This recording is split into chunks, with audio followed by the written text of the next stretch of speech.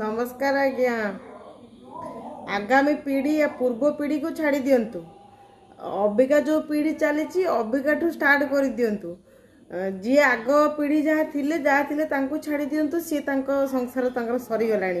एବେका पीढ़ी जो स्टार्ट होची तमे माने जेतक बड़ पुओ रहिल तमे माने पाठ पढ़िवा संगे संगे गोटे बड़ भाई रो कोर्स भी कर नहले समय आसीबो मो कथा दिने भाबिबो जदि बंचिथिबी मो कथा भाबिबो जदि मरि जाइथिबी भी भाबिबो बड़ भाई रो कोर्स गोटे करि पकाइबो जल्दी जल्दी जदि न करिल ताहले बाघर परे तम ठारू जेतक सान रहिले भौणी दिने समय आसीबो कहबो तोर गोटे बड़ भाई होबार योग्यता अछि ना।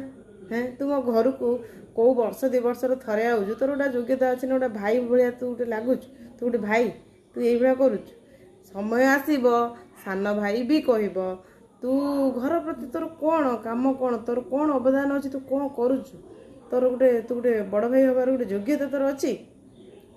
समय आसीबो भाई बहू भी दिने कहब तमें जो योग्यवंत देढ़शुर जा तो तुमको सम्मान देवे।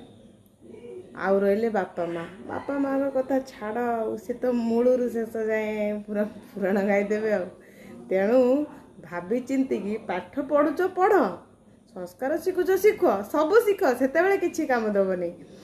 पाठ पढ़ा संगे संगे बड़ भाई रो कोर्स गोटे कर आ जो जहाँ बाह हम ताकू गोटे बड़ भाउजर कोर्स करके आण नहले आंठे आंठे आंठू छिड़ी जीव क्या परिवार खुशी करें। मो कथा मन रख जनहित जारी। जय जगन्नाथ।